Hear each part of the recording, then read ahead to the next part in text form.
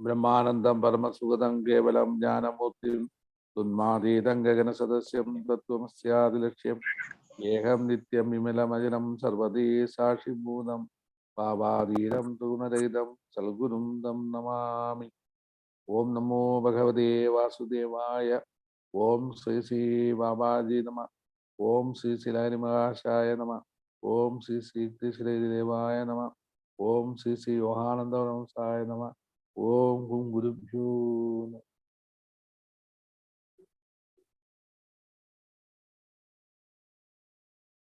போன ஞாயிற்றுக்கிழமை உள்ள கிளாஸ்ல என்னெல்லாம் பேசணும் இதை பத்தி நம்ம மணிமொழி அம்மா பேசுங்க பார்ப்போம்.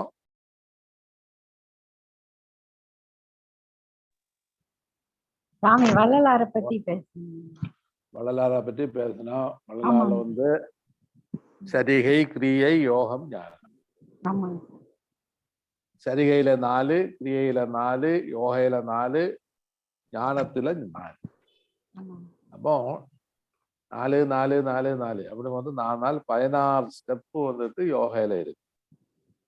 16 ஸ்டெப்பும் யோகையில பிராக்டிஸ் பண்ணாம உங்களுக்கு ரியலைசேஷன் அட்டெயின் பண்ணவே முடியாது. நம்ம ஈஸியா ஒரு இடத்துல போய் சாடலாம்னு சொன்னா நடக்காது. ஏன்னா பாபாஜியுடைய கிரியா யோகைக்கு இதுக்கு கொஞ்சம் வித்தியாசம் இருக்கு. என்ன வித்தியாசம்னா பாபாஜியுடைய கிரியா யோகையில ஒரு விசேஷம் என்னன்னு சொன்னா, நீங்க டைரக்டா போங்க, மீதி எல்லாம் நான் பார்த்துடலாம்னு சொல்லி. அதாவது நம்ம இப்ப என்ன செய்யறோம், நேரமா உள்ள விஷயம் என்னன்னா, எம்எல்ஏ பிடிக்கணும், அடுத்த எம்எல்ஏ இருந்து எம்பிஏ பிடிக்கணும், எம்பியில இருந்து அடுத்தது ஸ்டேட் மினிஸ்டர் லெவலுக்கு போகணும், அப்படியே போயிட்டு லாஸ்ட்ல பிரைம் மினிஸ்டர் லெவலுக்கு வரும். அந்த லெவலுக்கு நம்ம போயிடும். அதே டைம்ல பாபாஜி என்ன செய்யறான்னா, இது அத்தனையுமே பாபாஜி கண்ட்ரோல்ல இருக்கு.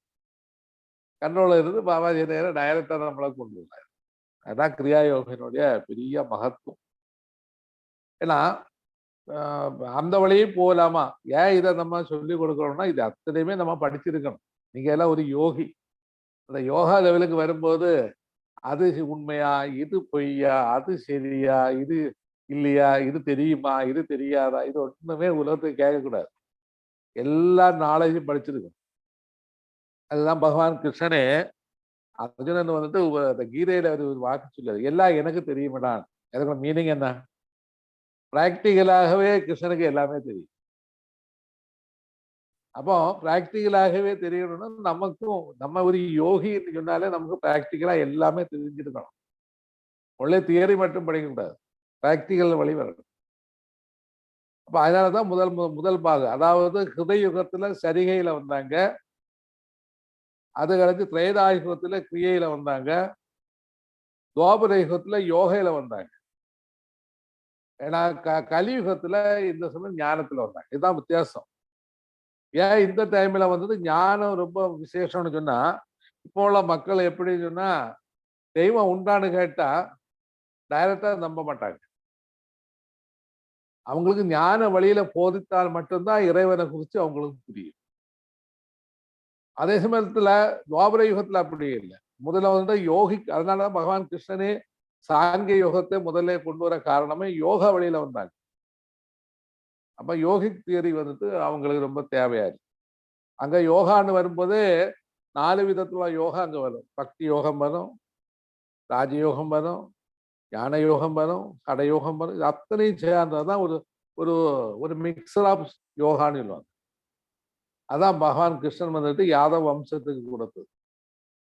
இதே சம்பிரதாயம் தான் அதுக்கு முன்ன உள்ளது. எப்படி வருது?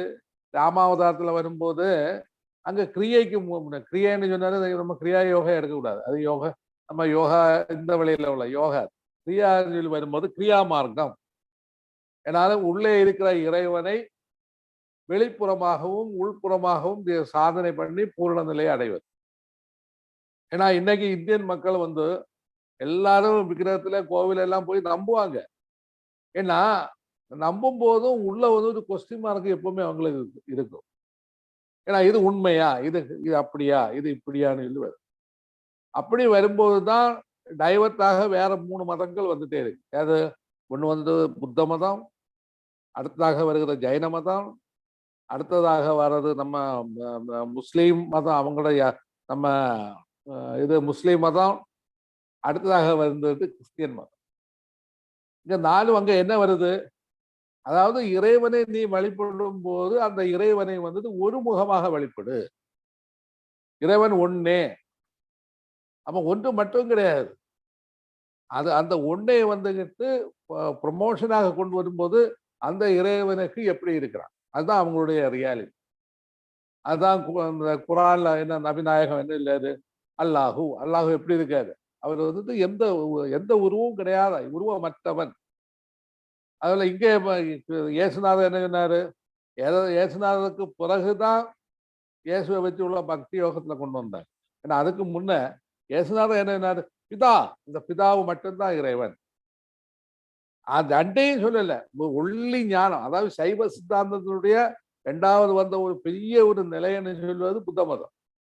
புத்த மதத்துல அங்க புத்தர் என்ன சொன்னாரு, சூன்யவாதத்தை தான். சூன்யவாதம் அதோட மீனிங், அதுக்குள்ள பொருள் இருக்கு. சைவ சித்தாந்தத்துல ஆகம சித்தாந்த பிரகாரம் அத்தனையுமே சூன்யவாதம் தான் சொன்னாங்க.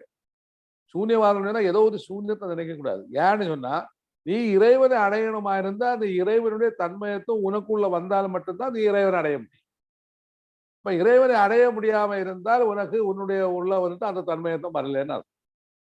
அதனாலதான் டுவாலிட்டியில உனக்கு இறைவனை அடைய முடியாது, துவைதவாதத்துல அடைய முடியாதுன்னு சொல்லி சைவ சித்தாந்தம் கொண்டு வராங்க.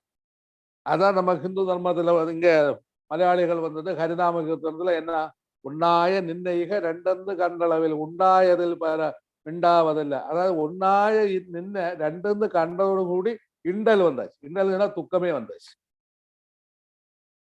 பின்னா நமக்கு ஒண்ணுமே பேச முடியாது. அப்ப 2 நுழ நிலையில் வரும்போது எல்லா விதத்திலுள்ள துக்கங்கள், கஷ்டங்கள் எல்லாமே வந்து, அப்ப நீ திருப்பி என்ன செய்யணும், நீ ஒன்றாக சேரணும். அதான் அந்த அதுல ஹரிநாம கீர்த்தனத்துல எழுத்து பாடி இருக்கிறது.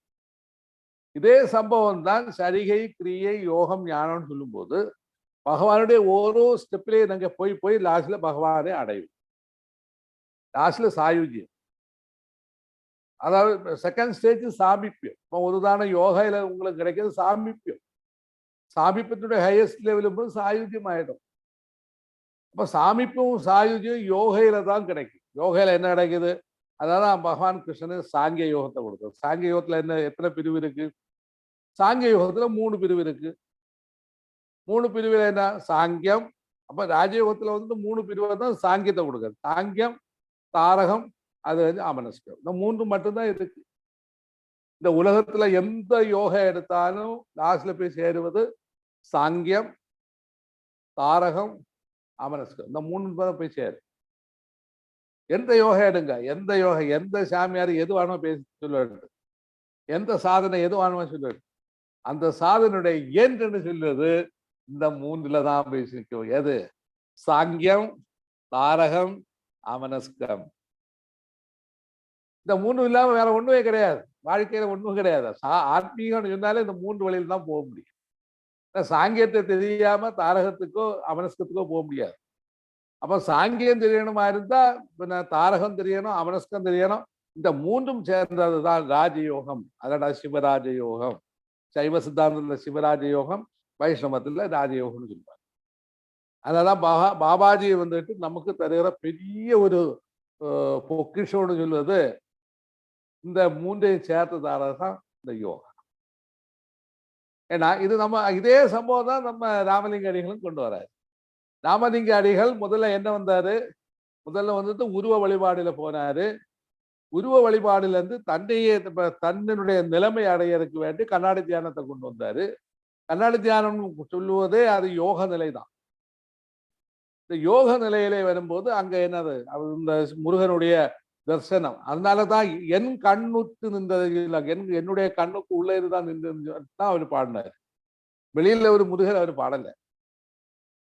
அது கழிஞ்சு அடுத்து யோக நிலைக்கு வர. யோக நிலைக்கு என்ன, அவரு கொண்டு யோக நிலையில தான் என்ன 3 விதத்திലുള്ള யோகையை கொண்டு வர்றாரு. எப்படி?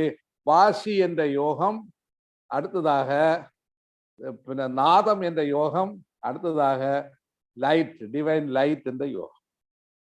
இப்போ முதல்ல அவர் என்ன செய்தாரு, வாசியை கொண்டு வந்தார். வாசி யோகம் எப்படி முயற்சி பண்ணணும், அதாவது தூய உஷ்ணம் என்று அதுக்கு சைவ சித்தாந்தம் சொல்ல. தூய உஷ்ணம் அல்லது அதுக்கு பேர் குண்டலினி. அந்த தூய உஷ்ணத்தை எப்படி நீங்க டெவலப் பண்ணதுக்கு அதுக்கு அவர் என்ன செய்தாரு, வாசி யோகத்தினுடைய கொண்டு வந்துக்கிட்டு வாசி யோகத்தை விட மெடிசினை வந்துட்டு கூடுதலாக கொடுக்க. மெடிசின் மருந்து நீங்க சாப்பிடுங்க. அந்த மருந்து தான் கரிசலாங்கண்ணி, தூதுவளை, வல்லாரை, முசுமுசுக்கி, அடுத்ததாக நிறைய மருந்துகள் 108 மருந்துகள் அவருக்கு கொடுத்திருக்காரு. ഏറ്റവും ரொம்ப முக்கியமானது கரிசலாங்கண்ணி தான் ரொம்ப முக்கியமானது. அடுத்ததாக அவர் என்ன கொடுக்காரு, கரிசலாங்கண்ணி, தூதுவளை, வல்லாரை எல்லாம் கொடுத்த பிறகு அடுத்தது பஸ்மத்தை கொடுக்க. அயசிந்தூரம், அப்ரசிந்தூரம், தாமிரசிந்தூரம், இந்த தங்க பஸ்மம், அது கலைஞ்சி வந்துக்கிட்டு லாஸ்ட்ல அவர் கொடுக்கிறது வந்து இது நம்ம ரசம் மர்க்குரி சிந்தூரத்தை கொடுக்க. இதுல கண்டிப்பா முதல்ல அயசிந்தூரம் தொட்டு தொடங்கணும். அயன் தொட்டு தொடங்கணும். ஏன்னு சொன்னா குண்டலினி உணர்த்துவதற்கு உடம்பும் பக்குவமாகணும். அதுதான் அவரு சொல்லிய விஷயம். உடம்பு பக்குவமாகணுமா இருந்தா மனம் பக்குவமாகணும். அதனால்தான் மனம் பக்குவமாகிறதுக்கு ஒரே ஒரு, அதாவது யமான் நியமான் உள்ள 2 வாக்கையே ஒரு வாக்கில் அவர் எழுதிட்டார். ஜீவகாருண்ய ஒழுக்கமே இது துறவுகோல். நம்ம ஜீவகாருண்ய ஒழுக்கம் வந்தாலே நமக்கு வந்துட்டு மோட்சத்தின் துறவுகோல் வந்துட்டு ஜீவகாருண்ய ஒழுக்கம். எல்லா ஜீவராசியும் நானே, அதான் ஜீவகாருண்ய ஒழுக்கம். அதான் ஞான யோகத்தினுடைய முதல் படி. ஞான சரிகை இதுக்கு பேர். மணிமொழியமா நோட் பண்ணி வைக்க. ஞான சரிகை அதுதான். அப்ப ஜீவகாருண்ய ஒழுக்கம் இல்லாமல் நீங்க ஞான சரிகைக்கு வரவே முடியாது. அப்ப ஜீவகாருண்ய ஒழுக்கம் கலைஞ்சு அடுத்த ஸ்டெப் எதை வருங்க, ஞான கிரியைக்கு வருகிற. ஞான கிரியை எப்படி வருவீங்க, முதல்ல நம்ம வந்துட்டு படுவோம் எல்லா ஜீவராசிகளும் நம்ம நான் சொல்லிட்டு தள்ளத போறாது. அதுக்காக நம்ம என்ன செய்யணும், அந்த ஜீவனோடு கூடி ஐக்கியமாகணும். அதுக்குதான் அவங்க என்ன கொடுத்தாங்க, பசிப்பவருக்கு அன்னத்தை கொடு. முதல்ல நமக்கு வருகிறது பசிப்பிணி தான். பசிப்பிணி நமக்கு கண்டிப்பா இருக்கு. அந்த பசிப்பிணியை தீர்ப்பதுதான் ஜீவகாருண்ய ஒழுக்கத்துக்கு முதல் பாகம். 2வது பாகம் என்ன, பசிப்பிணி மட்டுமா இருக்கு. மக்களுக்கு உள்ள மக்களா இருந்தாலும் எந்த ஜீவராசிகளுக்கும் அவங்களுக்கு வாழுறதுக்கு சுதந்திரம் கொடுப்பதுதான் ஜீவகாருண்ய ஒழுக்கம். அல்லாம வீடு கட்டி கொடுக்கறதுக்கு ஒன்றும் அவரு சொல்லல. அவங்க வாழறதுக்குள்ள ஒரு சுதந்திரம் நம்ம கொடுக்கணும். சுதந்திரம் கொடுக்கறதுன்னா உங்க வீட்டுக்குள்ள பக்கத்துல ஒரு நாய் வந்து கிடக்குது. நாய் வந்து கிடந்தவன மணிமொழியாம என்ன செய்வாங்க, போ நாய ஓடுங்கன்னு சொல்லுவீங்க. அப்படிதானே, என்ன சொல்லு, அப்படிதானே சொல்லுவீங்க. இல்லைங்க சாமி, சாப்பாட்டுலாம் நல்லது. அப்படி சொல்லக்கூடாது. அப்ப என்ன செய்யணும், அந்த நாய அதுக்கு உட்காருறதுக்கு, அதுக்கு எங்கேயாவது கிடக்கிறதுக்கோ ஒரு நம்ம ஒரு இடத்த, அது கிடக்க இடத்த நம்ம விட்டு கொடுத்துரும். அத்தனைதான். ஆமா. அது கழிஞ்சு அந்த காலத்துல வீடுகள்ல என்ன செய்தாங்க, இப்பவும் சில வீடுகள்ல போய் பார்க்கும்போது தெரியும், தெருவுகள்ல என்ன செய்யறாங்கன்னா பிடித்துணை வச்சிருந்தாங்க. பிடித்துணை சொன்னா மக்களுக்கு வந்து 4-5 பேருக்கு அங்க வந்து களப்பாறை போறதுக்காக ஒரு தண்ணி, ஒரு பெரிய பானையில தண்ணியும் வச்சு அந்த ஒரு இடத்த வச்சிருந்தாங்க. அப்ப அந்த இது எதுக்காக வச்சிருந்தாங்கன்னு சொன்னா வாரவங்கள் எல்லாம் அந்த தண்ணியும் குடிச்சு அந்த இதுல சுகமா எடுத்து போகணும்னு சொல்லி. இப்ப என்ன ஆச்சு, பெரிய கேட்டையும் போட்டு நம்ம இதை 4 வீட்டு காம்பவுண்டையும் கட்டி பந்தோசாகி வச்சுட்டோம். ஒருத்தர் அந்த உள்ள வரக்கூடாது. அதோடு கூடிய நம்ம ஜீவன் சொல்வது குறுகிட்டு, நம்ம குறுகி வந்துட்டோம். விரிவடைந்த ஆத்மா குறுகி குறுகி குறுகி குறுகி சீரல் எனக்கு மட்டும் உள்ள ஃபீலிங் வந்துட்டோம். அந்த காலத்துல மக்கள் என்ன செய்தாங்க, கண்டிப்பா தெருவில் 2 சைடுலையும் வீடு வச்சிருந்தாலும் அந்த வீட்டுல திண்ணை வந்துட்டு ஒரு பெரிய திண்ணை வச்சிருந்தாங்க. திண்ணை எதுக்கு, களைப்பாறதுக்கு வேண்டியும் மக்கள் வந்து அங்க இருந்து அவங்க ஏதாவது பேசுறதுக்கோ, அதுபோல அங்க தண்ணியை வச்சிருந்தாங்க, தண்ணி குடிக்கிறதுக்கோ, ஒன்றும் இல்லாம இருந்தா பிச்சை எடுக்கவங்க வந்து அங்க இருக்கிறதுக்கோ, ஒரு சன்னியாசி வந்து இருக்கிறதுக்கோ உள்ள இடத்த வச்சிருந்தாங்க. இப்படி எல்லா வழியிலையும் உள்ள ஒரு ஜீவகாருண்ய ஒழுக்கம் தான் நமக்கு முக்கியம். என்னோட கதவை எல்லாம் போட்டுக்கிட்டு ஜீவகாருண்ய ஒழுக்கம் போர்டை வச்சுதான் ஒரு ஜீவகாருண்ய ஒழுக்கம் வராது. அப்போ நீங்க தியானத்துக்கு இறங்குறதுக்கு முன்ன ஜீவகாருண்ய ஒழுக்கம் இல்லாமல் தியானத்துக்கு இறங்குமா இருந்தால் அந்த தியானத்தை கொண்டு எந்த பிரயோஜனம் கிடையாது. அதனாலதான் யமா நியமான்னு சொல்லிட்டு பெரிய ஒரு போர்டன் நமக்கு வந்து வைக்க வேண்டிய தேவையே கிடையாது. அதான் ராமலிங்க அடிகள் ஒரு வாக்கிலே சொல்லிட்டார். அடுத்ததாக என்ன சொன்னாரு, இறைவனுடைய தனிமையை சொன்னார். இறைவன் தன்மையத்தை சொன்னார். அவர் எப்படி சொன்னாரு, பிரம்மாவும் விஷ்ணுவும் ருத்ரனும், அதாவது சிவனும், சிவன் சாதாரண நம்ம இப்ப சொல்ல சிவனும் என்ன செய்யலாம், அந்த பரம்பொருளாயிருக்கிற ஆதி சிவனாயிருக்கிற ஜோதிய, அந்த ஜோதியினுடைய சின்ன சின்ன பார்ட்டுகளை எடுத்து வந்து அவங்க சித்திகள் விளையாடினாங்க. அதனால இவங்களெல்லாம் நம்ம என்ன செய்ய வேண்டாம், நம்ம வந்துகிட்டு கூடுதல் இவங்களை மைண்ட் பண்ண தேவையில்லை. அப்ப இறைவனை யாரு, அருள் பெருஞ்சோதி தான் இறைவன். நம்ம இங்கேயும் பாபாஜி அதுதான் சொன்னோம், divine light and sound, God is light and sound, வேற ஒண்ணுமே கிடையாது. குரான்ல அதுதான் சொன்னாங்க, லைட் அண்ட் சவுண்ட், வேற ஒண்ணுமே கிடையாது. பைபிள்லயே அதுதான் சொன்னாங்க, லைட் அண்ட் சவுண்ட், ஒண்ணும் கிடையாது. நாங்க புத்தவதவும் அதே சவுண்ட் தான் சொன்னாங்க. ஏன்னா மணிபத்மேகம் சொல்லிட்டு சொன்னாங்க. இப்படி எந்த மதத்தை எடுத்தாலும் எண்டில் வந்து நிற்கிறது லைட் அண்ட் சவுண்ட். அதான் ராமலிங்க அடிகள் சொன்னது. அல்பெருஞ்சோதி அல்பெருஞ்சோதி தனிப்பெருங்கருணை அல்பெருஞ்சோதி. அதோட மீனிங் என்ன? இதே சம்பவம் தான் சமஸ்கிருதத்துல வந்து என்ன ஓம் போர் புவர் சொக கல் சவதூர் வரண்யம் வர்கோ தேவசிய தீமகிம் தியோ யோன பிரஜோதயார் என்று வந்தது. இதே சவுண்ட தான், இதே, வேற ஒண்ணுமே கிடையாது. அப்போ நம்ம என்ன செய்யறோம், இங்க காயத்ரி ஜெபம் பண்ணதும் அல்பெருஞ்சோதி அல்பெருஞ்சோதி என்ற மந்திரத்தை ஜெபம் பண்ணதும் ஒண்ணுதான். ஏன்னா இதுல என்ன நடந்து, தமிழ்ல என்ன நடந்து, அறிவோடு கூடி நடந்து. என்னன்னா நமக்கு போதம் வந்துகிட்டு ஜோதி ஜோதி ஜோதி ஜோதி ஜோதி என்ற ஃபீலிங்கிலே வருது. அதான் ஞானத்துல சரிகை கலந்து ஞானத்தில் கிரியை. இந்த இடத்துல ஞானத்துல யோகம் எழுதுங்க. ஞானத்துல யோகம் எல்லாம் நல்ல ஒரு போர்டை எழுதுவீங்க, கரெக்டா சொல்லிதார.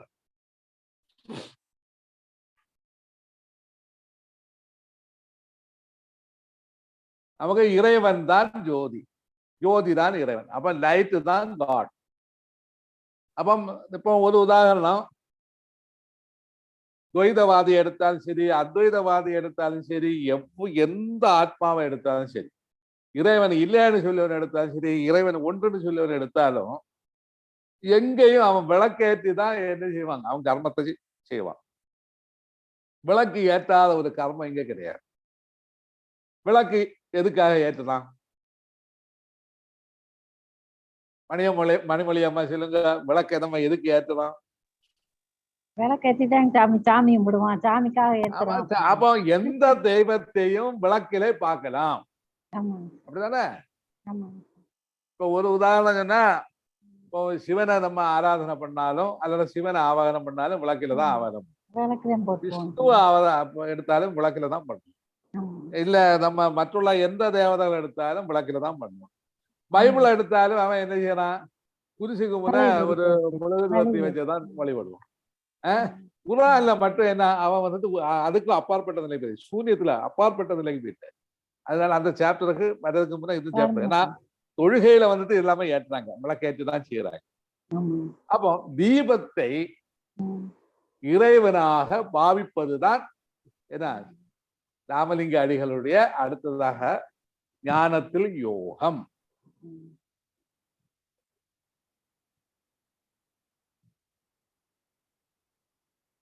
அப்ப தீபத்தை நம்ம எப்படி பாவிக்கணும்? எதை எடுத்தாலும் அந்த ஒளிதான் இறைவன்,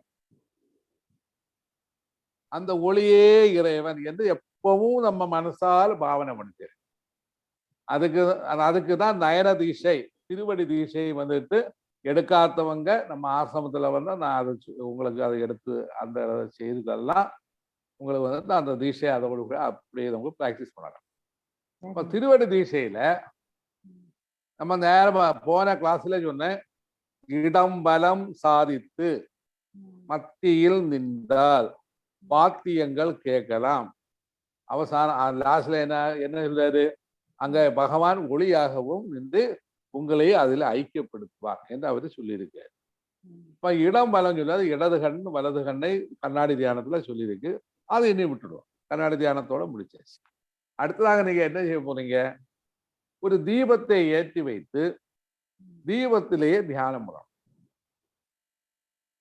45 மினிட் தான் அதனுடைய தியான டெக்னிக். எழுதுங்க, 45 மினிட்டுக்கு மேல போகல.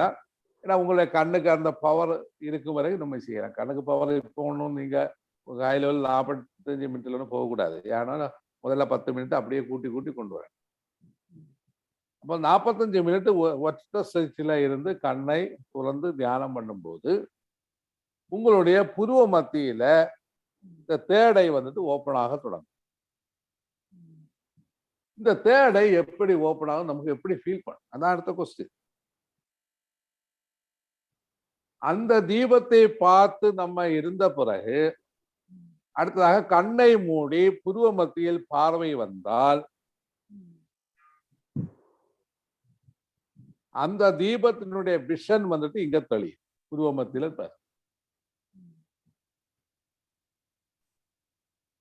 அதை நம்ம அந்த தீபத்தை பாவனை பண்ணணும். அதான் தேடை ஓப்பனிங்.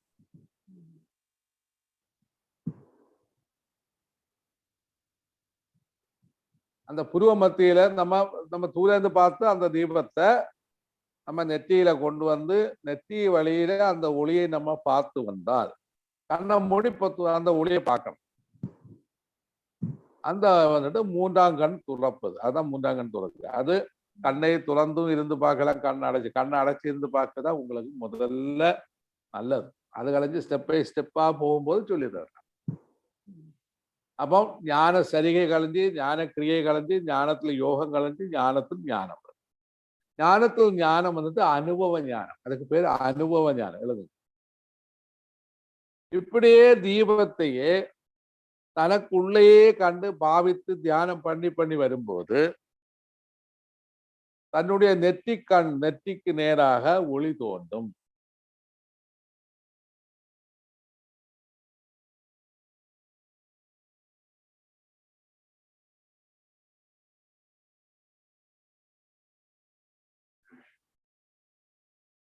பின்ன நமக்கு இந்த விளக்கு ஒன்றும் தேவையில்லை. இந்த தீபத்தையே நம்ம பார்த்துட்டே இருக்கு. அந்த தீபத்தையே தனக்கு உள்ளே இருக்கிற தீபத்தையே பார்த்து வரும்போது நமக்கு பிரெயின்ல வந்துட்டு என்ன வரும், நாதங்கள் கிடைக்கும், சவுண்டு வைப்ரேஷன் அது உண்டாகும். அது கழிஞ்சு லைட் வைப்ரேஷன் உண்டாகும். ரெண்டும் நமக்கு உண்டாகும். குருஜி இது என்னன்னா தீபதாரணான்னு வரணும். தீபதாரணை இதுதான். இதை ஹை லெவல் பிராக்டிஸ் பண்ணி வந்தால் லாஸ்ட் கட்டமாக இருக்கிற சம்பவம் நமக்கு உங்க அனுபவத்துல நான் சொல்லி தரேன். இப்ப அது பப்ளிசிட்டி பண்ண முடியாது. ஆனா எனக்கு கையில ஒரு தாக்கோல் இருக்கணுமே. எல்லா பூட்டு தாக்கலும் உங்களுக்கு தான் ராசியில ஒன்றுனா உங்களுக்கு அந்த அனுபவத்துல வரும்போது என்ன இதுதானோ அதுதானோன்னு சொல்லி ஒரு இமேஜினேஷனை உருவாக்கிங்க. இந்த இமேஜினேஷன் ஒன்றும் ரியலைசேஷன்ல கொண்டு சேர்க்காது. அதை பார்த்தேன், இதை பார்த்தேன், ஒளியை பார்த்தேன், இது ஒன்றும் எங்களுக்கு தேவையே கிடையாது. நாங்கள் என்ன மைனஸ் மார்க் போட்டுட்டே இருக்கோம். அப்போ அது உங்களுக்கு 0 மார்க் தான் கிடைக்கும். நம்ம பேங்கு பரீட்சை எழுத போற சமயத்துல நம்ம வந்துட்டு எழுதாம இருந்தா நமக்கு பிரச்சனையே இல்லை. நம்ம தப்பா எழுதுனா மைனஸ் மார்க் போகும். லாஸ்ட்ல என்ன ஆகும், பிளஸ் மார்க்கில் வந்துக்கிட்டு 100 மார்க் நீங்க எழுதினாலும் மைனஸ் மார்க்ல 100 மார்க் வந்தாலும் என்ன ஆகும், 0 தான் கிடைக்கும். அப்ப அந்த லெவலுக்கு வந்தது. அதனால நம்ம நம்மளுடைய அனுமானத்துல போகாமல் அத்தனையுமே குருவுக்கு விட்டுருவோம். நீங்க கரெக்டா பிராக்டிஸ் பண்ணணும். பிராக்டிஸ் பண்ணி நீங்க அட்டெயின் பண்ணணும். அதுதான் எங்களுடைய சாமி. ஓ சொல்லுங்க. தேடை ஓப்பன்னா நம்ம எப்படி பாத்துக்கிறது, கண்டுபிடிக்கிறது சாமி? கண்டுபிடிக்கிறதுன்னா நீங்க இப்ப வெளியில காண தீபம்னு காணாது. நெத்திக்குள்ள வந்துட்டு ஒரு ப்ளூ லைட் ஃபார்ம் ஆகும். ஒரு கோல்டன் ரிங் கழிஞ்சிட்டு ஒரு ப்ளூ லைட் ஃபார்ம் ஆகும். அந்த ப்ளூ லைட்டுக்குள்ள ஒரு ஸ்டார் தெரியும் முதல்ல. இந்த கேட்வே, அதாவது காட் கேட்வேன்னு தான் யோகானந்த பரமஹம்சனும் ராமலிங்க அடிகள் எல்லாருமே சொல்லியிருக்காங்க. ராமலிங்க அடிகள் அதை வந்து சிவ தர்சனம் என்று சொல்றாங்க. இந்த தேடை இந்த லைட் வந்ததும் இந்த லைட்டுக்குள்ளதான் நீங்க பூண்டு போகணும். அந்த வழிதான் உங்களுக்கு எங்க போக முடியும், எங்க மோட்சத்தை அடைய முடியும். இந்த தேடை லைட் இப்போ நீங்க அதனாலதான் இந்த எல்லாம் இமேஜினேஷன் பண்ணதுக்கு ஒண்ணும் முடியாது.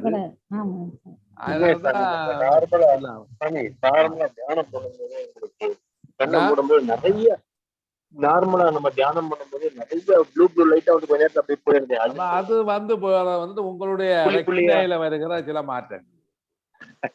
சரி அதுக்கு இதுக்கு சம்பந்தமே கிடையாது. சாமி நட்சத்திரத்துல இருந்து ஓட்டை அப்படி உள்ளுக்க போகுதேங்க சாமி. அதுக்குள்ள வந்துட்டு ஒரு குகை மாதிரி ஒரு ஓட்டை வரும். அந்த ஓட்டைக்குள்ள அந்த அப்படி அந்த இருக்கிற ஓட்டை மாதிரி. ஓட்டை வரும்போது ஓட்டாத வெறும் இருட்டு ஓட்டை கிடையாது. ம், அதுக்கு அந்த இடத்துக்கு பேரு தான் டார்க் சூரியன் அதுக்கு சொல்லுவாங்க. அதாவது அமாவாசை சூரியன் அதுக்கு பேர். சரிங்க சாமி. அல்லாம நீங்க நினைக்கிற அமாவாசையில உள்ள சூரியன் நினைப்பதல்ல. முதல்ல வந்துட்டு நம்ம தேடை ஓப்பன் ஆக சம்பந்தத்துல முதல்ல ஸ்டார் கிடைச்ச பிறகு ஒரு டார்க் லைட் ஃபார்ம் ஆகும். சரிங்க சாமி. அப்ப அந்த குகை அது ரவுண்ட் ஆயிட்டு ஒரு கருத்த குகை வரும், ஒரு லைட் ஃபார்ம் ஆகும். அதுக்கு பேரு தான் அமாவாசை சூரியன். சரிங்க சாமி. மற்ற பௌர்ணமி சூரியன் சொன்னது ஒரே ஒளியா இருக்கும், அதெல்லாம் போயிட்டு டார்க் லைட் மட்டும்தான். சரிங்க சாமி.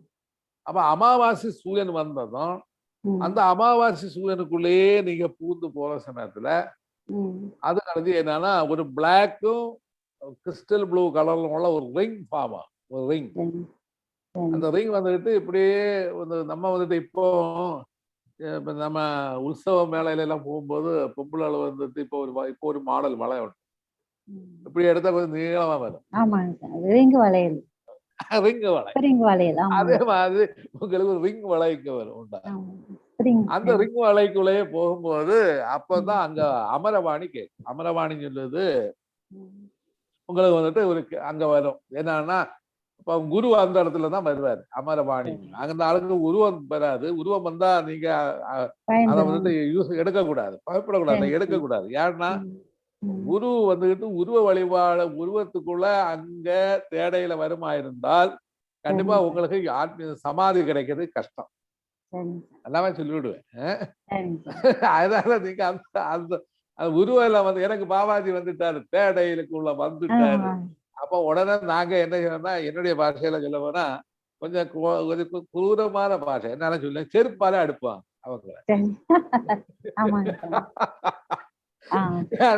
அப்படி வரக்கூடாது. அப்ப அங்க என்ன செய்யணும்னா அந்த பாபாஜி செருப்பால தான் அடிக்கணும், வேற ஒண்ணும் செய்யக்கூடாது. அப்போ அவருடைய அமரவாணி கேட்கணும்.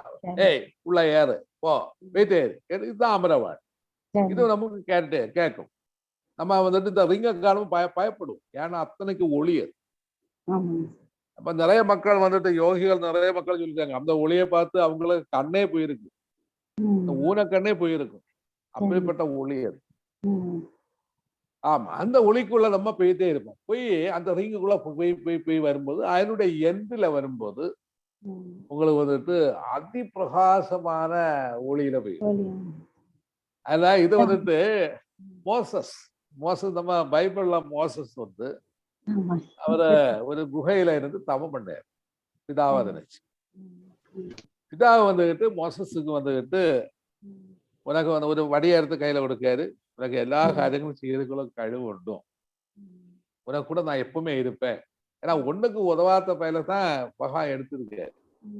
அவரே பெரிய கிரிமினல் அந்த மோசம் சொல்லுவார். அதே போலதான் நமக்கும் இந்த ஆன்மீகத்துல ரொம்ப மோசமானவருக்கு தான் மோசம் ஈஸியா கிடைக்கும். அவங்கள வச்சுதான் ஆண்டவன் விளையாட்டு காட்டுவான். அப்போ மோசஸ் அந்த டைம்ல அதுல பைபிள் அவருடைய பழைய ஏற்பாடுல எழுதியிருக்காரு. அந்த பிதாவு தரிசனம் பண்ணுவோம், அந்த இறைவனுடைய தரிசனம் வரும்போது என்னுடைய கண்ணெல்லாம் ஒரே கூச்சமாயிட்டு அந்த ஒளியை என்னால பார்க்க முடியல அப்படியே சொல்லிட்டாங்க. அப்போ இதே சம்பவம் தான் இதனுடைய விசேஷம். அப்ப இது என்ன நடக்கணும்னா நமக்கு அந்த நெத்தி வழி அந்த ஒளி போகும்போது அந்த ஒளியை போய் லாஸ்ட்ல போய் விழும்போது அங்க வந்துட்டு என்ன ஆகணும்னா அதி பிரகாசமான ஒளி உங்களுக்கு தோணும். உங்க கண்ணால பார்க்கணும். அந்த பார்த்து அந்த ஒளியிலேயே போகும்போது அதுல போய் நம்ம மர்ஜ் ஆயிடும். மர்ஜ் ஆகும்போது பின்ன வந்துட்டு ஒளியும் கிடையாது, நீங்களும் கிடையாது, ஒண்ணும் கிடையாது. அதுதான் இந்த நிர்வாணம், நிர்வியல்ப சமாதி சொல்லு. அதுதான். ஏன்னா இதுல ஒரு சின்ன ஈகோ இருந்தா போலும் உங்களால அந்த ஏரிக்கே போக முடியாது. அதனாலதான் இதுல என்ன நடக்குதுன்னா நான், எனக்கு, என்னுடைய இந்த மூன்றும் யாரு தவிர்க்கிறாங்களோ, யாரு எல்லாரும் தூக்கி போடுறாங்களோ அவங்களை ஈஸியாக அந்த இடத்துல போய் சேரலாம்.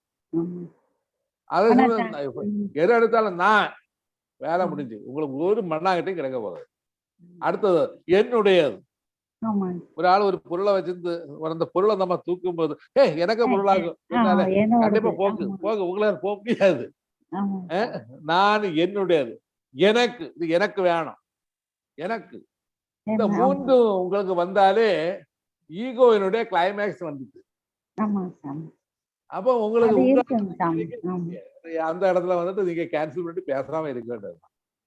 அப்ப அதனாலதான் எல்லாமே கைவிட்டவனுக்கு தான் எல்லாமே கிடைக்கும். நீயே சரணம், எனக்கு இன்னும் ஒண்ணுமே இல்லப்பா, நான் எல்லாமே, அதாவது எல்லாத்தையும் மாதிரி கட்டி வச்சுட்டு எனக்கு ஒண்ணுமே இல்லைன்னு சொல்லுது, அது தப்பு, போய். அதனால்தான் பகவான் கிருஷ்ணன் ஒரு இடத்துல சொல்லுவாரு, நீ வந்துட்டு எனக்கு எல்லாம் வேணும் வேணும் சொல்லிட்டு தவம் பண்ணா ஒண்ணும் உனக்கு தரப்போறது இல்லை. நான் உனக்கு வேணும்னு சொல்லி எப்ப உனக்கு வருதோ அந்த சமயம் உனக்கு ஒண்ணும் இல்லாம நீ பெரும் தரித்திரவாசியாக்கி மாற்ற. ஏன் அவர் அந்த விஷயத்த சொல்ல காரணம்னா அவரு மகா யோகி, அதனால அவருக்கு தெரியும், அதனாலதான் அவரு சொல்றாரு. அதேங்க சாமி. அப்ப ஆமா, எனக்கு அப்படியே வேர்த்து பயமா போகுதுங்க சாமி. அந்த அது உள்ள இழுக்கிற மாதிரி இருக்கும், பயந்து பயந்து. அதாவது அந்த காந்த மாதிரி நம்மள இழுத்து உள்ள கொண்டு போயிட்டே அது இழுக்கையில பயந்து முழிச்சிடுறீங்க சாமி, பயமா போகுது. சுவாசம் இல்லாம ஆகும், ஹார்ட் பீட்ஸ் இருக்காது, நிறைய இதெல்லாம் வரும். நீங்க அதுல இருந்து பயப்படக்கூடாது, பயப்படாம போயிட்டு. ஏன்னு சொன்னா நீங்க அங்க இருந்து வந்தவங்க தானே, அந்த ஒளி தானே நீங்க. அங்க அந்த குகை வழி வெளியில வந்தீங்க, இந்த ஒளி திருப்பி போறீங்க. அதாவது தாய்க்கு வயிற்றுக்குள்ள கிடக்க ஒரு குகை, மேல இருந்து கீழே வந்து அந்த குகையில வந்து விழுந்தீங்க. அங்க கிடக்கும் போது மலை ஜலத்தினால இப்படியே கிடந்து தூங்குறோம் எல்லாம் தின்னுகிட்டு. அப்பவும் உங்களுக்கு இதே கதிதான், இதே ஒளியில தான் இருந்தீங்க. ஆனா அது தெரியல இல்லைங்க சாமி, பிறந்த பிறகு நம்மளுக்கு அந்த அனுபவம் தெரியல. நீங்க வயிற்றுக்குள்ள கிடக்கும்போது எல்லாமே உங்களுக்கு தெரியுமே. யாரு தெரியாதுன்னு, யாரு முட்டாள சொன்னா தெரியாதுன்னு குழந்தைக்கு அப்ப தெரியும் என்னங்க சாமி? கண்டிப்பா தெரியும். ஆமா, கஷ்டப்படும். ஆமா, நீங்க வெளியில வந்து அந்த கொப்புல அதை பெற்றதோடு கூடி நம்ம என்ன செய்யலாம், எல்லாமே தெரியாம சடேன்ற வாயு, அத ஜெகத் பிராணன் வந்துட்டு மூச்சுக்கு உள்ள ஏற்றுது. ஜெகத் பிராணன் மூச்சையை உள்ள, ஏன் மூச்சை உள்ள ஏற்றுறதுன்னா இந்த பிரகிருதி என்று சொல்ற அம்மைக்கு, தாய்க்கு இந்த மகன் தேவை, மகனோ மகளோ தேவை. இதுக்கு கொஞ்சம் வேலை காட்டுறதுக்கு. அவன் கள்ளன் ஆகணும், கொலையாளி ஆகணும், கொள்ளக்காரன் ஆகணும், குடிகாரன் ஆகணும், இப்படி எல்லா வித்தேடும் அவங்க பெரிய அசுரன் ஆகணும்னு ஒரே ஆசை இந்த அம்மைக்கு. வேதாம்மைக்கு இங்க உமாதேவி என்று சொல்ற மாயை. அப்ப என்னாச்சு, இவனை போட்டு இங்க கீழே போடும்போது நீங்க அந்த கொப்புள்ள அறக்கிறதுக்கு முன்ன உள்ள அந்த நினைவால அத்தனையுமே இது கட்டாயம். ஒரு அவதாரத்துக்கு கட்டாக கிருஷ்ணன் வந்துட்டு அர்ஜுனன் கேட்கிறாரு, கிருஷ்ணா இதெல்லாம் உனக்கு எப்படிடா தெரியும்னு கேட்கிறேன். அப்பதான் அவர் என்ன, நான் எத்தனையோ ஜென்மங்கள் எடுத்துக்க, அந்த ஜென்மத்துக்கு எல்லாம் எனக்கு தெரியும். நேற்று நடந்தது ராமாவதாரத்துக்கு உள்ளது கிருஷ்ணாவதாரத்துக்கு எனக்கு தெரியும். ஏன் அவருக்கு வந்துட்டு மாயை கிடையாது. ஏன்னா மாயைய அறுத்தவங்க அவங்க. நம்ம மாயைக்குள்ள கிடந்து என்ன செய்யலாம், விடுபடாம கிடக்கும். அதான் வித்தியாசம். நீங்க சொல்றது எல்லாம் உண்மைதாங்க சாமி. நாங்கெல்லாம் விடவே இல்லை, என்னோடது எங்கது அப்படிதானே நினைக்கிறோம். இந்த மூன்று காரியத்துல தான் நமக்கு முக்தி கிடைக்காம, நான், எனக்கு, என்னுடைய. அப்ப இந்த மூன்று யாரு அறுக்குறாங்களோ அவங்களுக்கு ஈஸியா போய் சேரும். ஆண்டவா எல்லாமே உனக்குள்ளது, எனக்கு உள்ளதல்ல, எல்லாமே உன்னுடையது, எனக்கு ஒண்ணுமே தேவையில்லை என்று நம்ம போயிட்டே இருந்தோம் வைங்க, நாம எங்கேயோ போய் சேர்ந்துட்டோம். அதனாலதான் முதலா யோகையில என்ன சொல்ல, பகவான் கிருஷ்ணன் என்ன சொல்ல, சாங்கிய யோகம் கொடுத்து எல்லாமே கொடுத்து பக்தி யோகத்தை கொடுத்தாரு லாஸ்ட்ல. எதனால, நீ மூச்சு பயிற்சி அது இது எல்லாம் செய்து 25 தத்துவங்களையும் எடுத்து விட்டு தாரக பிரம்ம யோகத்துக்கு போய் அமனஸ்கத்துக்கு போனாலும் உன்னுடைய ஆணவம் போகாது. அப்ப நீ என்ன செய்யணும்? அப்ப நீ என்ன செய்யணும்? சரணாகதி. அங்கதான் மெயின் பாயிண்ட் கொடுக்க. சரணாகதி. ஏன் பகவான் கிருஷ்ணனே துவாரகையில வந்துட்டு அவருடைய ரூபத்திலே விஷ்ணு உருவத்தையே உருவாக்கி ஏன் தவமும் பூஜையும் பண்ணாரு? ஏன் கிருஷ்ணன் மோட்சம் பிராபிச்சு பெரிய மகா யோகி தானே, ஏன் வந்துட்டு அந்த உருவத்தை அங்க வச்சு பூஜை பண்ணாரு? அதுக்கு அர்த்தம் என்னன்னா அவருக்கு வந்துட்டு இதெல்லாம் கிடைச்சவரும் சலண்டரிங் கிடைக்கணும். அந்த சலண்டரிங் கிடைக்கிறதுக்கு வேண்டியது அந்த உருவத்தை தியானம். அவருக்கே தெரியும், அதாவது சிவனை எவன் தியானம் பண்ணாலும் அவனும் சிவனும் ஒன்றே. அதான் யோகா, அதான் ஞானம். அப்ப நீங்க எந்த ஞானத்துல போனாலும் எந்த யோகையில போனாலும் லாஸ்ட்ல அல்டிமேட் எண்ட் ஐ ஆம் தட். அதுதான். அப்படி வரும்போது நம்ம வந்துட்டு இங்க எதெல்லாம் பேசினாலும் அந்த சரண்டரிங் மைண்ட் வரணுமா இருந்தால் நம்ம என்ன செய்யணும்? நாம் பிரம்மன் தான். ஏன்னா அந்த பிரம்மத்தை என்ன ப்ரொஜெக்ட் பண்ணணும். ப்ரொஜெக்ஷன் திருப்பி பார்க்கணும். ஆமா, அந்த திருப்பி பார்க்கறதுக்கு தான் அவங்க விக்கிரகத்தை உருவாக்குனேன். ஏன்னா பகவான் கிருஷ்ணனுக்கு ஒரு விக்கிரக தேவை இருந்து அன்னைக்கு. இன்னைக்கு உங்களுக்கு விக்கிரகம் தேவையில்லை, உங்களுக்கு போட்டோயே தாராளம். ஆமா, இப்போ உங்களுடைய போட்டோயை வச்சு நீங்களே தியானம் பண்ண தொடங்கினா என்ன மக்கள் எல்லாம் கேட்பாங்க, உனக்கு தெய்வம் நீயோ, நீ பெரியவளோ ஆயிட்டாலோ? அதல்ல என்னோட மீனிங், என்னுடைய ரியாக்ஷன். அது நம்ம ஒரு 15வது கிரியா டெக்னிக்ஸ்ல எல்லாம் வரும்போது அது நான் சொல்லி தரேன். அது எப்படி தியானம் பண்ணணும், என்ன காரணம், இதெல்லாம் அதுல வரும். அதனால உங்களுக்கு ஏன்னா அந்த ரியலைசேஷன் நம்ம அட்டெயின் பண்ணும்போது நம்ம பயம் இருக்கக்கூடாது. நம்ம ஒரு பயமும் இல்லாம அதுக்கு உள்ள புகுந்து போகணும். அதுக்கு பேரு தான் துர்கையினுடைய குகைன்னு பேர். அம்மைக்கு வயிற்றுல உள்ள குகையும் துர்கா குகை தான். இது அந்த இழிகுலம்னு சொல்லும், இது மேல் குலம்னு சொல்லும். இதுதான் வித்தியாசம். இந்த குகை வழி நீங்க போனால் அம்மையுடைய துர்கையினுடைய இந்த குகையில போய் சேரலாம். இந்த குகை இருப்பது திரிகோணம் மேல் நோக்கி இருக்கு. ஏன்னா நீங்க பூமியில பிறக்கும் போது கீழ் நோக்கி இருக்கிற குகையில தான் நீங்க பிறப்பீங்க. அதுதான் நம்ம யோனின்னு சொன்னோம். யோனியில நம்ம விழுவோம். அந்த கர்ப்ப பையன் சொல்லிடலாம். அது இழி குலம்னு சொல்லும், இது மேல் குலம்னு சொல்லும். அப்போ ரெண்டுல வித்தியாசம் என்னன்னா, ஏதாவது ஓட்ட வழிதான் வெளியில போக முடியும், ஒரு ஓட்ட வழிதான் உள்ள வரும். அதுதான் ஆண்டவனே வச்சிருக்கு. புரியுதா? ஒரு ஓட்ட வழி உள்ள வரும், அதாவது ஒரு ஓட்ட வழிதான் வெளியில போகும். நம்ம ஓட்ட வழி வெளியில போனவா இருந்தா நம்ம உடம்புல பிரம்மரந்திரான்னு சொல்லி, அதாவது மிடில் ஆஃப் லாங் கொட்ட வழி அல்லாட்டா பிரம்மரந்திர வழியில தான் போக முடியும். ഗുരുജി ഒരു സംശയം ചോദിച്ചോട്ടെ? ചൊല്ലുകപ്പാ, ചൊല്ലുക. ഈ മനോന്മണി തന്നെയാണോ പീനിയൽ ഗ്ലാൻഡ് എന്ന് പറയുന്നത്? രണ്ടും ഒന്ന് തന്നെയാണോ? அதாவது இங்க பீனியல் கிளாண்ட் எல்லாம் நேச்சுரலா அது ஆட்டோமேட்டிக்கா ஓபன் ஆயிடும். நீங்க அதுக்காக ஃபோர்ஸ் பண்ணணும். அது തന്നെയാണോ മനോന്മണി എന്ന് പറയുന്നത്? இல்ல அதுக்கு மேல் சக்கரையில ஒரு இடம் இருக்கு. அதாவது லலிதாம்பிகான்னு சொல்ற இடம், லலிதை இருக்கு. அதான் சங்கராச்சாரியர்களுக்கு சௌந்தரிய லகரி அத்தனையுமே நம்ம கீழே இருக்கிற சக்கரங்களை பேஸ் பண்ணி எழுதல. விசுத்தியில இருக்கு மேல் சக்கரம் வரைக்கும் உள்ள 6 சக்கரங்களை பேஸ் பண்ணி தான் அவர் எழுதியிருக்காரு.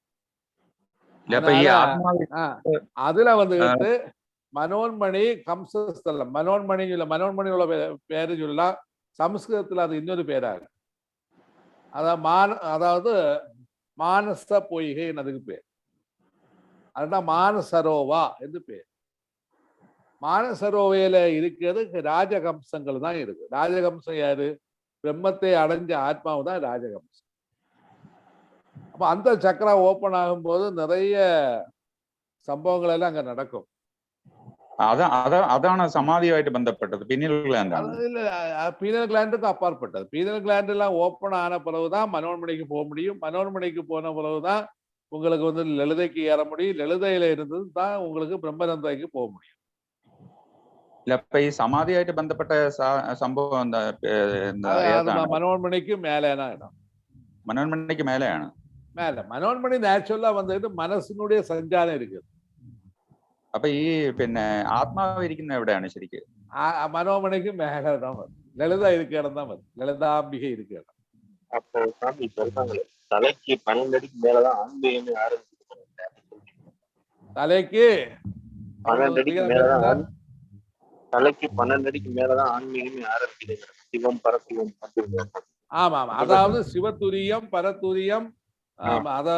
ஆமா, துரியம் துரியாதீதம் சிவதுரியம் பரதுரியம் பரமோன்னத துரியம். 5 துரியங்கள் இருக்கு.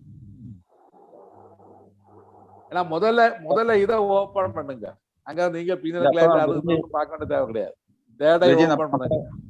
അപ്പൊ ഈ അമൃത കലശം എന്ന് പറയുന്നതും മനോന്മണി തമ്മിൽ എന്തെങ്കിലും ബന്ധമുണ്ടോ? അത് രണ്ടും ഒന്നാണ്. മാനസ പൊയ്യയ്ക്ക് പക്കത്തുலதான் இது வருது. அதாவது சோமரசம் அதுக்கு பேர். சோமரசம்னா பகவானுடைய சந்திரக்கலை, சிவனுடைய சந்திரக்கலை. சிவனுடைய தலையில எல்லாம் சந்திரக்கலை இருக்குது, முடியிலேயாக்கும் சந்திரக்கலை. சோமச்சக்கரம் சொல்றாங்க. ஆமா, அதுதான் சோமச்சக்கரம். சோமச்சக்கரத்துல இருந்து அமிர்து நமக்கு நேராக வரும். அமிர்து வரும்போது நிறைய பாகங்கள் எல்லாம் இருக்கு. பாகப்பிழை வந்தா நிறைய பிரச்சனைகள் வரும்.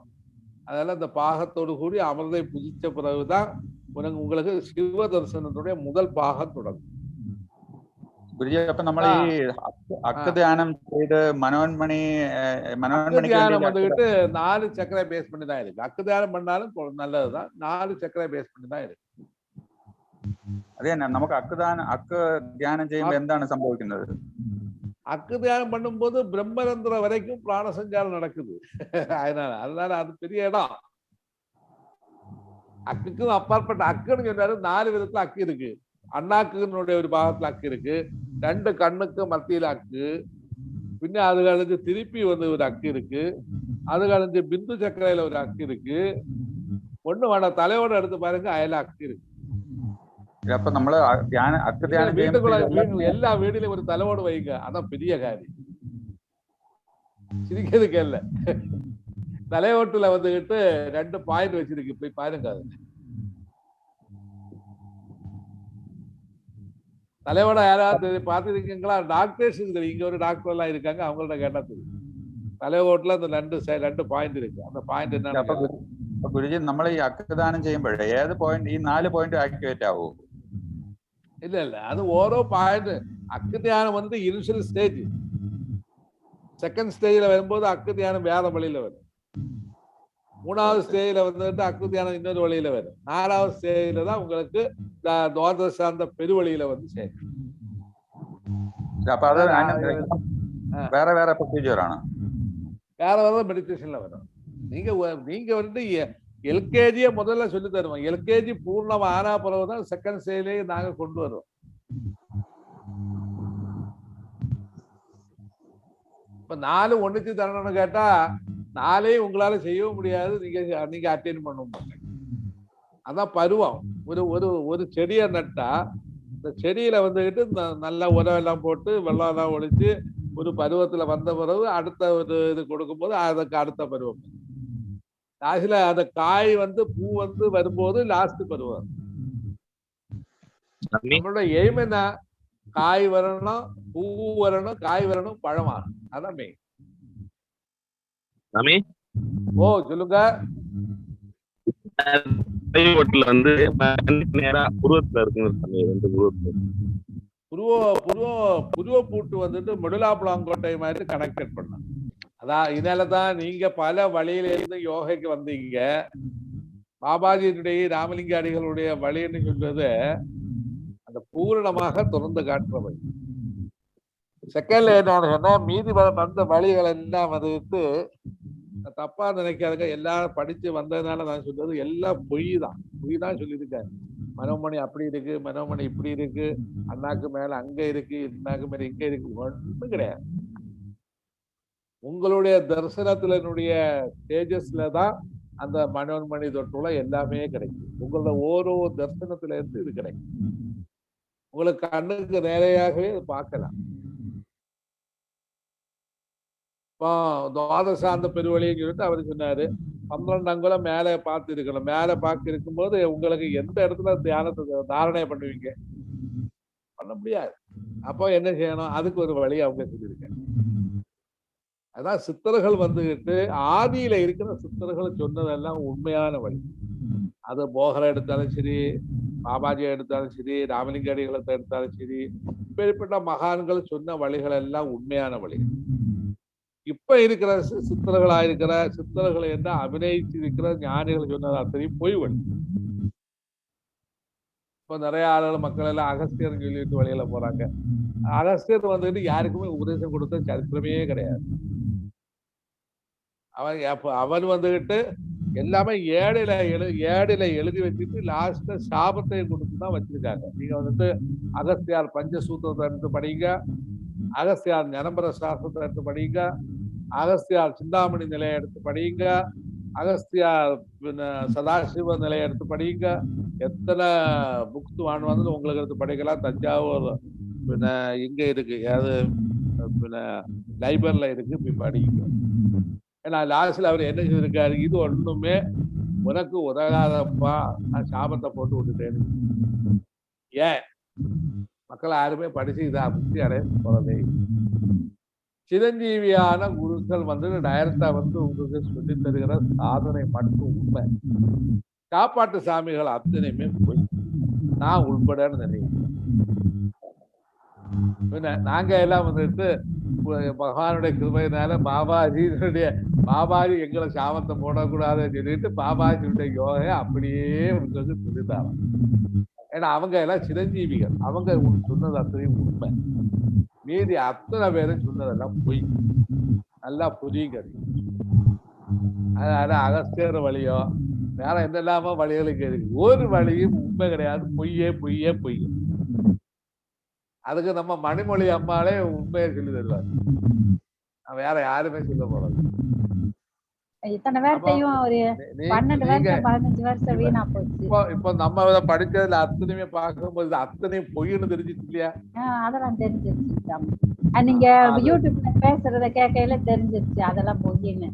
எங்களுக்கான விடையெல்லாம் நீங்க சொல்லிக்கிட்டே இருந்தீங்க. அதை கேட்டுட்டு அப்புறம் நாங்க உங்ககிட்ட வந்தது. அப்ப இது ஏன் இது என்னுடைய அனுபவம் கிடையாது. நான் 100% உங்களுக்கு முன்ன சொல்றேன். என்னுடைய அனுபவங்கள் கிடையாது. அத்தனையுமே என்னுடைய பூர்வீகர்கள் வந்துகிட்டு அவங்க சொன்ன அவங்க வழிகாட்டுன அனுபவம். அதுக்கு உதாரணம் நம்ம யோகானந்த பிரபம். அவரை கோடி கோடி நமஸ்காரம் பண்ணணும். 1 கோடி இல்ல, கோடி கோடி நமஸ்காரம் அவரை பண்ணணும். அவர் வந்துட்டு கிரியா யோகைய இந்த லெவலுக்கு இப்ப உங்களுக்கு சொல்ல லெவலுக்கு எல்லாமே ஒர்க் அவுட் பண்ணது யோகானந்த வம்சம். அவங்க போட்ட பிச்சையை தான் நாங்க உங்கள்கிட்ட வாரி வாரி தாரோம்.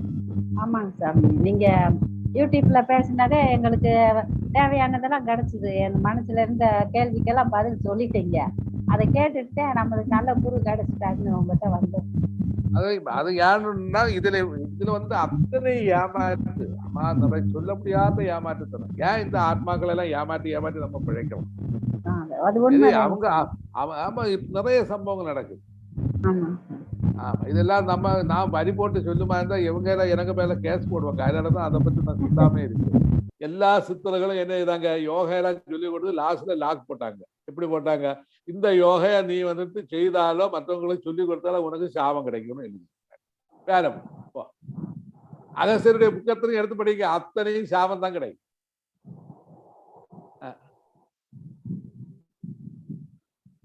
அவங்க தலை வெடிச்சு போயிரும் சொல்லிடுறாங்க சாமி. ஆமா, அந்த புக்கில பாருங்க, தலை வெடிக்கும்னு சொல்லிட்டாங்க. தலை வெடிச்சு போயிரும்.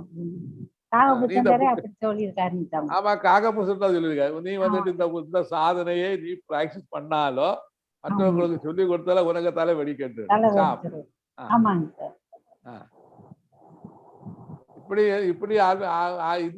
உள்ள ஆத்மீகம். நம்ம பாபாஜி அப்படியா இருந்தா டெய்லி மாசோட சொல்ல வேண்டியது. இது யார்கிட்ட சொல்லி கொடுத்த உனக்கு தலை வெடிச்சு போகணும் சொல்ல வேண்டியதுதானே? சொல்லலையே. அவரு சிரஞ்சீவி தானே. என்னெல்லாம் ஏமாற்றத்தனம் இங்க நடக்குது. அம்மா, அதனால நல்லா டீசெண்டா நான் இருந்து சாதனை நல்லா பண்ணுங்க, ஹை லெவல் பிராக்டிஸ் பண்ணுங்க, வாழ்க்கையை விடாதுங்க. சரி, இது கேட்டு உங்கள ஏதாவது சந்தேகம் இருந்தா கேட்கறேன். ஐயா வணக்கம் ஐயா. வணக்கம், கேளுங்க. மனசு சமஸ்காரப்படணும்னா என்ன பண்ணணும் ஐயா? மனசு சமஸ்காரம் பண்ணணும். நமஸ்காரம் சொன்னா என்ன மீனிங் எனக்கு புரியல, நீங்க சொன்ன பேச்சு. இப்ப வந்து ஆன்மீகத்துல வராத இருக்கிறப்போ லௌகிகத்துல இருக்கிறோம். அப்போ வந்து ஒரு மைண்ட் செட் இருக்கும் நம்மளுக்கு. ஆமா. ஆன்மீகத்துல வந்த பிறகு இன்னொரு மைண்ட் செட். இப்போ நீங்க சொல்றீங்க ஒரு ரியலைசேஷன் அடையணும்னா ஈகோ இருக்கக்கூடாதுன்னு சொல்றீங்க. ஆனா என் மனசு வந்து ஒரு பக்குவம் நிலைதான் பரிபக்குவம் ஆயிருக்கு. இன்னொரு ஸ்டேஜுக்கு வரணும். இன்னொரு ஸ்டேஜுக்கு வரணும்னா மனசு சம்ஸ்காரப்பட்டா மட்டுமே ரியலைசேஷன் அடைய முடியும்ட்டு எனக்கு ஒரு மைண்ட் வருது. அதனால மனசு சமஸ்காரப்படணும்னா என்ன செய்யும்? மனசு சம்ஸ்காரம் பண்ணணுமா, நீங்க முதல்ல செய்ய வேண்டிய சலண்டர் ஆகுங்க. எல்லா ஆத்மாக்கள்கிட்டையும் சலண்டர் ஆகுங்க. அங்க ஈகோவை ப்ரொஜெக்ட் பண்ணாம யாரு எது செய்தா சொன்னாலும் கேட்டாலும் எல்லாமே வந்து சலண்டர் ஆயிடணும். எல்லாம் நீ சொன்னதெல்லாம் உண்மை, நல்லதுதான் என்னை வந்து சலண்டர் ஆயிடும். அதுக்கு ஒரு உதாரணமே சதாசிவ பிரம்மேந்திர சுவாமிகள் அப்படியே நடந்து போயிட்டே இருக்காரு. போய் வந்துட்டு அவர் என்ன செய்யாரு, போயிட்டு இருக்கும்போது அங்க ஒரு நவாபினுடைய ஒரு முஸ்லீம் ஒரு பெரிய ஒரு குடும்பத்துல அங்க ஒரு கல்யாணம் நடக்குது. அவங்க அந்த வீட்டுக்குள்ள ஏறிப்பிட்டார். எவ்வளவோ துணி இல்லாம போறோம். அப்போ அங்க அந்த வீட்டுல இருக்கவங்க பார்த்து என்ன செய்யறாங்கன்னா ஒரு பெரிய ஒரு வாழை எடுத்து அவருக்கு கையை விட்டு, அப்ப எவரு அந்த கையை வெட்டினதும் எவரு கை கீழே விழுந்து எவரு சாதா போயிட்டே இருக்கு. அவருக்கு வந்துட்டு அந்த உடம்பினுடைய எந்த அட்டாச்மெண்ட் இல்லை, அவரு போயிட்டே இருக்கு. அந்த டைம்ல வந்துட்டு இந்த கையை கொண்டு இந்த நவாபோட ஆற்காடு நவாபினுடைய கதை தான் இது. புதுக்கோட்டை நவாப். அவன் வேலை போகும்போது அந்த நேர போய், சாமி நான் தெரியாம கையை விட்டுட்டேன், நீ பெரிய ஞானின்னு தெரியுது, எனக்கு தெரியாம கை விட்டேன், இந்த கையை ஏற்றுடுங்க. உடனே இவரு வந்துட்டு அந்த ஆக்ட் பண்ண எரு வாவட்டு பேச மாட்டாரு, ஆக்ட் பண்ணுவாரு. கையை காட்டு, கை வச்சு கை பொருந்தவனா இந்த மகான் இவரு வீட்டிலே போகாம இது இவருக்கு அப்புறமால நடந்து வந்துட்டு அந்த அரசன் வந்துட்டு போய் கேட்கிற, ஐயா நான் வந்துட்டு பாவம் செய்ததுல இருந்து விமோசனம் அடைகிறேன், நான் என்ன செய்யறேன்? அதுக்கு பதில் சொல்ல அப்ப என்ன சொல்றாருன்னா ஒரே ஒரு வாக்கு மட்டும் சொல்றாரு, உனக்கு எது நினைச்சாலும் உனக்கு நீ என்ன நினைக்கிறையோ அது நடத்தாது. அதுதான் அது முதல் பாயிண்ட். அந்த பாயிண்ட் நல்லா புரியுங்க. நீ என்ன நினைக்கிறாயோ அது நடத்தாது. இப்ப ஒரு உதாரணம், எனக்கு இங்க இருந்து எனக்கு ஆசிரமத்துல இருந்து அந்த அந்த முட்டைக்காடு தெருவேல போகணும்னு ஒரு ஆசை வந்தா உடனே செய்யாது. அதான் அர்த்தம். இதே போல எந்த கர்மத்தையும் நீ எது நினைச்சாலும் அது நடத்தாம இருந்தால் உனக்கு எந்த பாவமும் செய்யும் நடக்காது. இதை செய்துட்டு அவரு போயிட்டே இருந்தார். அதே போலதான் அந்த முஸ்லீம் பக்கீரு அந்த அரசன் அவர் என்ன செய்யாருன்னா, எவருடைய பாத தூளியை எடுத்து அவர் என்ன செய்ய பெரிய பெட்டி உண்டாக்கி அதுக்குள்ள வச்சு பூஜை பண்ணி அவர் பெரிய மகானாய் சித்தனானாங்க. இன்னைக்கும் புதுக்கோட்டையில கபர் இருக்கு. கபருக்கு முன்ன இந்த பெட்டியை வச்சு சதாசிவ பிரம்மேந்திர சுவாமிகளுடைய பாதம் பெற்ற மண்ணுன்னு சொல்லிட்டு போர்டு வச்சிருக்காங்க. எல்லாம் போய் பார்க்க வேண்டிய இடம். அதனால நம்ம வந்துட்டு மனதுக்குள்ள என்ன ஃபீலிங் இருக்கோ அதுக்கு ஆப்போசிட்டா நின்றுட்டா போதும், எந்த ப்ராப்ளம் வராது. சரி சரி, நன்றி. ஓகே.